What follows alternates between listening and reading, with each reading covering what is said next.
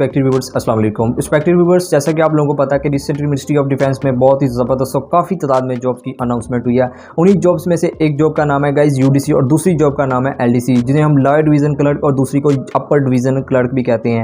तो guys mail और female दोनों ऑल ओवर द पाकिस्तान के कैंडिडेट्स अप्लाई कर सकते हैं। तो गाइस आज की इस वीडियो में आपके साथ इन्हीं जॉब से रिलेटेड कंप्लीट गाइडलाइन शेयर करने वाला हूँ। अप्लाई से लेकर आपकी फाइनल सिलेक्शन होने तक का जो तमाम प्रोसीजर है उसी की कंप्लीट गाइडलाइन। इसके अलावा आप लोगों के जितने भी इन जॉब से रिलेटेड क्वेश्चन है, मीन के तलीम क्या रिक्वायर्ड है, एजुकेशन क्या रिक्वायर्ड है, एज क्या मांगी गई है, इसके अलावा कौन कौन से टेस्ट होते हैं, कैसे आपने तैयारी करनी है, क्या आपने काम करना होता है, सैलरी कितनी आप लोगों को प्रोवाइड की जाती है, इसके अलावा कौन कौन सी आपको फैसिलिटीज़ प्रोवाइड की जाती हैं, जॉब नेचर क्या होती है, हर तरह की कंप्लीट गाइडलाइंस इन्हीं दो जॉब से रिलेटेड आप लोगों के साथ शेयर करने जा रहा हूँ आज की इस वीडियो में आपके साथ। तो वीडियो को आपने कंप्लीट वॉच करना, इंशाल्लाह आपके लिए वीडियो बहुत ज़्यादा इन्फॉर्मेटिव होने जा रही है। वीडियो में मजीद आगे जाने से पहले हमेशा की तरह अगर आप मेरे चैनल पर नए हैं तो जल्दी से चैनल को सब्सक्राइब कर लें, क्योंकि मैं ऐसी ही जॉब्स ओरिएंटेड वीडियो और जॉब्स की तैयारी के लिए डेली मटेरियल अपने चैनल पर अपलोड करता रहता हूं। So guys without any further delay let's begin. Guys सबसे पहले बात करते हैं कि इन दो पोस्टों का, मीन के अपर डिवीजन क्लर्क का बीपीएस क्या रखा गया, इसके अलावा एलडीसी का क्या बीपीएस है। Guys LDC stands for lower division clerk. इसमें आप लोगों का जो ग्रेड होगा वो 9 होगा। मीन के बेसिक पे स्केल आप लोगों को 9वां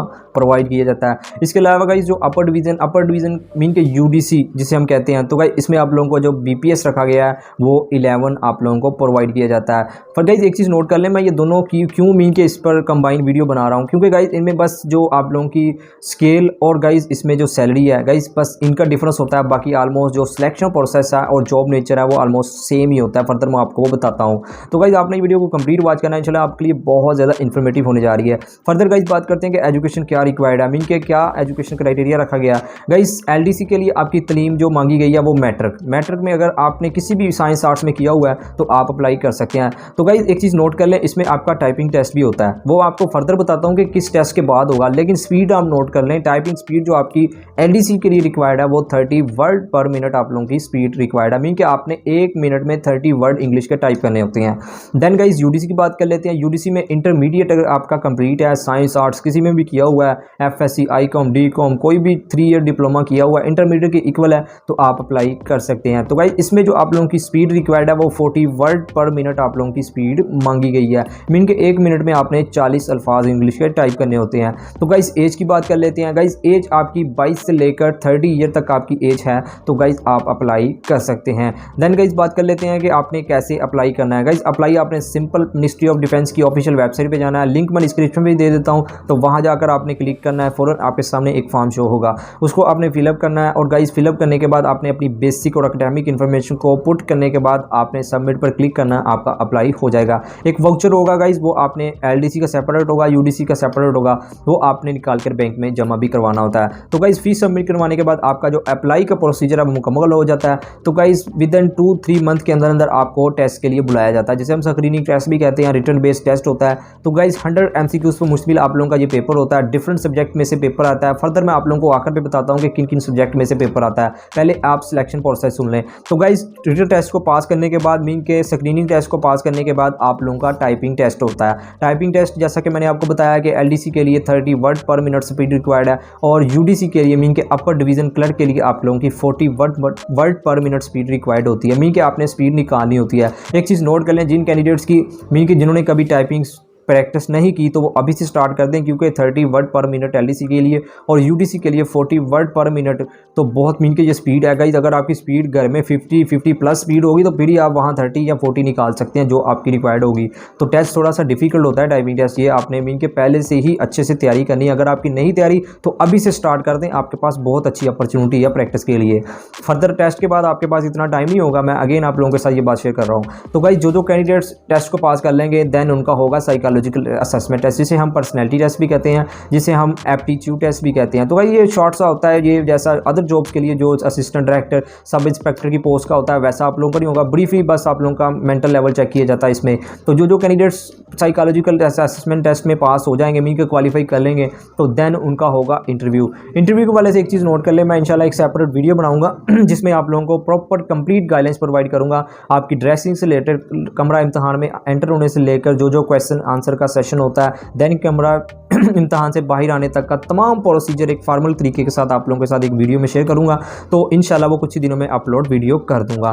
तो गाइज़ जो कैंडिडेट्स इंटरव्यू में अच्छे मार्क्स सिक्योर कर लेंगे तो देन डिपार्टमेंट उन कैंडिडेट्स का करवाएगा मेडिकल। तो गाइज़ मेडिकल में आप लोगों को कंप्लीट चेक कर लिया जाता है आया आपको ऐसी कोई डिजीज़ तो नहीं है जिससे दूसरे डिपार्टमेंट्स के लोग डिस्टर्ब हो।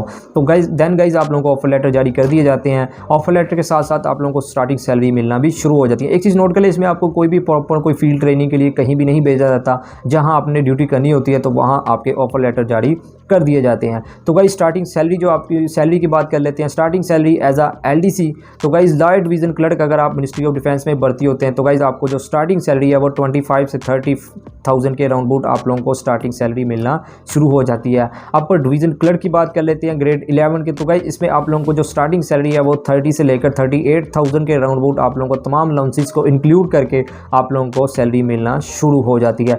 फर्दर गाइस जॉब नेचर की बात कर लेते हैं। Guys totally office type job है, मीन कि आपने ऑफिस में रहते हुए काम करना होता है। क्या काम करना होता है, इंपॉर्टेंट क्वेश्चन है LDC और UDC के लिए। गाइस ऑलमोस्ट इनकी जो ड्यूटी है वो सेम होती है, मीन कि ऑफिस में रहते हुए आपने काम करना होता है और कंप्यूटर पर आप लोगों ने काम करना होता है। जितना भी मीन के जो कैश फ्लो का सिस्टम है, मीन के कितना कैश आ रहा है कितना जा रहा है, जो भी सैलरीज वगैरह एम्प्लॉयज़ की सैलरी वगैरह से रिलेटेड जो मामला हैं वो आप लोगों ने मैनेज करने होते हैं। जो आप लोगों का असिस्टेंट होता है ग्रेड 15, आपने उन्हीं के अंडर काम करना होता है। स्टेनोटाइपिस्ट भी असिस्टेंट के अंदर होता है और बेसिकली आप स्टेनोटाइपिस्ट के अंडर होते हैं और स्टेनोटाइपिस्ट असिस्टेंट के अंडर काम करता है। तो गाइज आपने ओवरऑल देखा जाए तो असिस्टेंट के अंडर ही होते हैं, लेकिन स्टेनोटाइपिस्ट आपसे काम करवाता है जो आपने काम करने होते हैं। तो गाइज काम की भी बात हो गई। फर्दर गाइज बात कर लेते हैं आपकी तैयारी से रिलेटेड कि आपने कैसे टेस्ट की तैयारी करनी है। गाइज बहुत बेसिक सा क्वेश्चन होते हैं, मीन के जैसे मैंने आपको बताया कि डिफरेंट सब्जेक्ट में से पेपर आता है, जिसमें इंग्लिश का पार्ट है, इस्लामिक स्टडी का पार्ट है, पाक स्टडी का पार्ट है।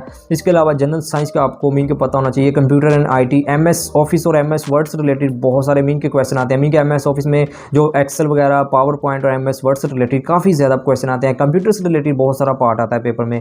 तो गाइज आपकी कंप्यूटर में भी गिरफ्त होनी चाहिए। एक चीज़ और नोट कर लें गाइज, MS एक्सेल और MS वर्ड और पावर पॉइंट गाइज आपका प्रैक्टिकली भी थोड़ी सी ना गिरफ्त होनी चाहिए। बेसिकली इंटरव्यू में उन्हीं कैंडिडेट्स को प्रेफर किया जाता है जो प्रैक्टिकली में थोड़ा सा स्ट्रॉन्ग होते हैं, मीन के जिनको कंप्यूटर की हावनाओं पता होती है ना, उन्हीं कैंडिडेट्स को सिलेक्ट किया जाता है।